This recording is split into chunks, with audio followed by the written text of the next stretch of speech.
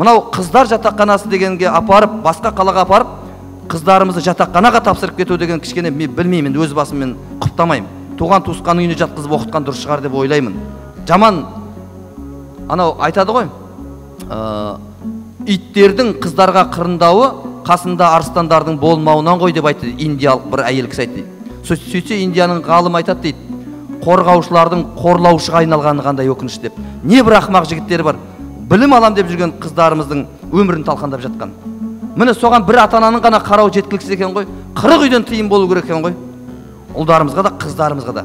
Міне сонда тұлғалар, ғалымдар шығады ғой, Құда қаласа. Сіздердің отбасыларыңыздан, мына біздің барлық, мына еліміздің әрбір отбасынан ата-анасын елін қуантатын салихалы ұрпақтар шығуын Алла нәсіп етсін. Мына еліміз соғыстан, ашаршылықтан, қиыншылықтан, түрлі табиғи апаттан Алла аман сақтап, Алланың тура жолында, пайғамбар саллаллаху алейхи вассаламның сүннетіменен ынтымақ ауызбіршілікте кейінгі жастарға үлгі болып, берекелі ұрпақтардың қызығын елмен бірге көруді Алла тағала нәсіп еткен болсын. Аумин. Аллаху акбар.